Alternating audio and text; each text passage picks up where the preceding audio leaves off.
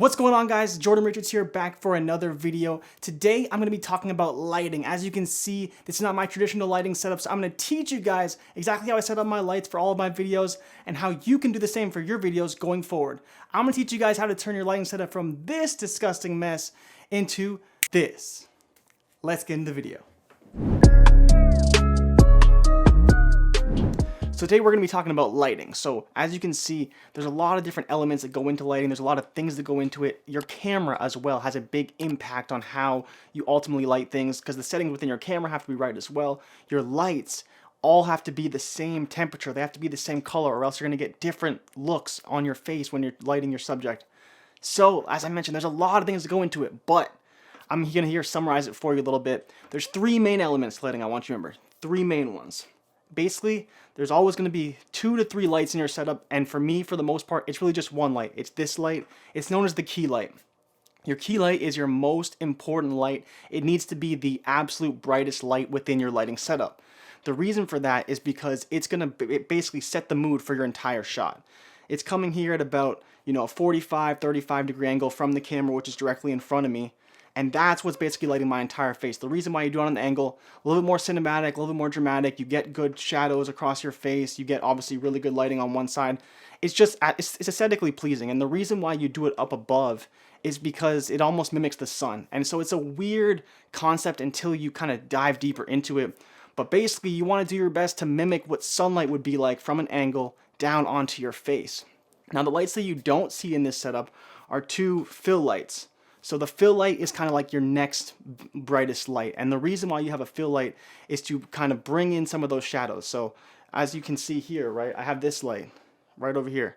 So I don't have it too close to where it looks like I'm fully lit. I have it a little bit off frame, just kind of sitting over there.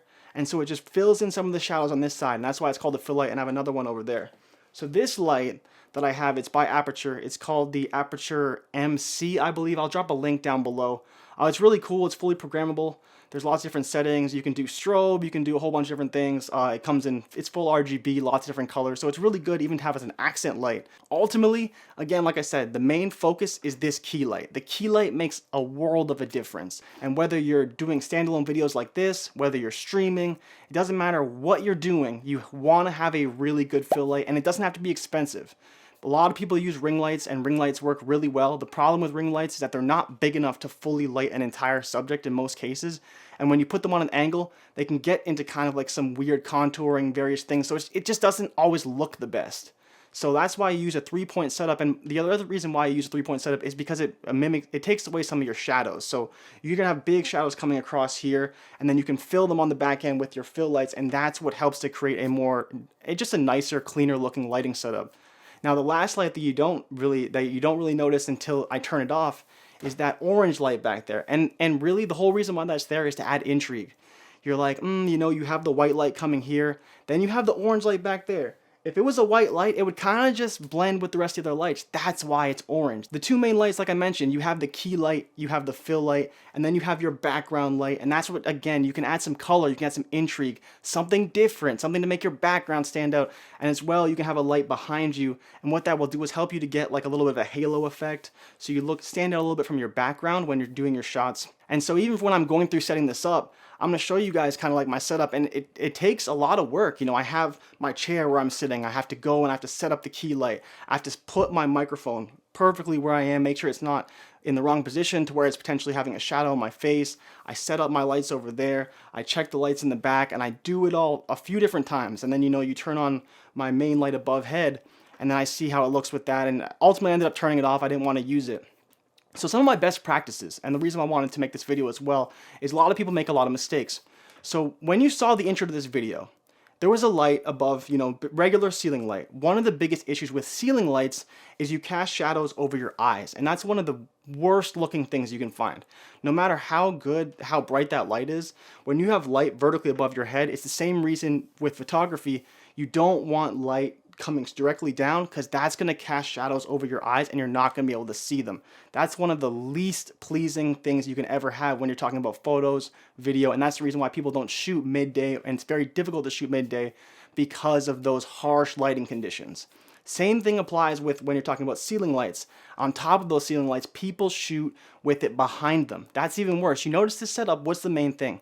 The light in front of me is the brightest and there's very little light behind me. And that's because it helps me to stand out. I'm the subject, I need to stand out, I need to be the brightest thing in the frame. If you have a light behind you, that's when you get the silhouette effect. That's when you end up with very dark shadows on your face, the light behind you, because your camera is automatically going to expose for the brightest light. The brightest light isn't you. The brightest light's behind you. It's lighting up the back wall. You don't want that. That's why I wanted to teach you guys these lighting principles, because it does make a big difference, as you can see, as I'm showing you with these examples.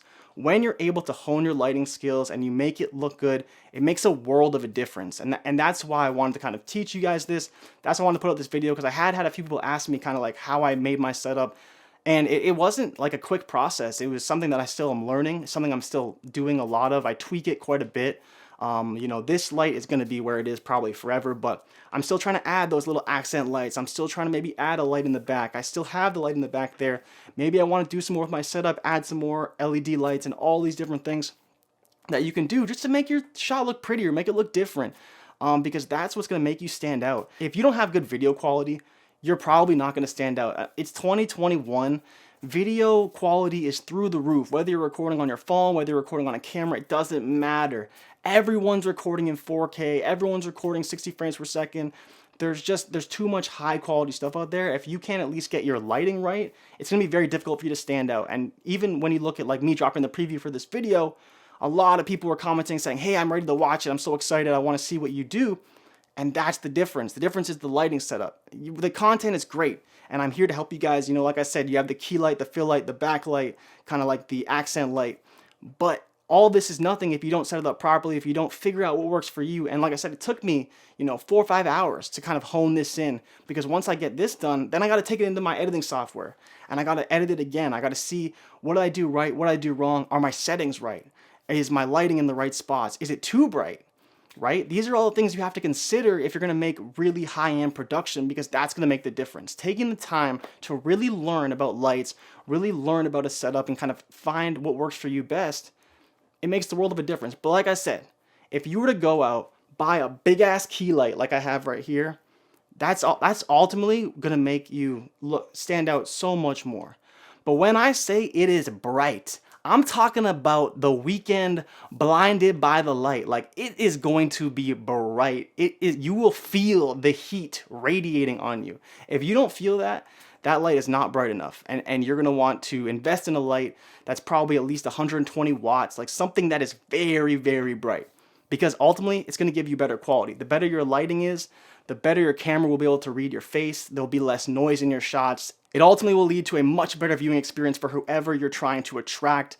Lighting is so, so important. I would highly encourage you to use some of the things I said. I'm going to have some links down in the description that you guys can check out of just like some basic lights. You can get expensive ones. You can get some cheaper ones. Like I said, you can use ring lights, but ultimately, whatever works best for you is going to be the best solution. But it has to be really, really bright, and it has to be something that can do a 2 or 3 point setup if you have the space for it. Because as you can see by my shots, it makes a little bit of a difference. If I was to turn off that backlight, it would look a little bit different. If I turn off the key light, you won't even be able to see my face. So everything matters, and you have to keep that in mind all the time.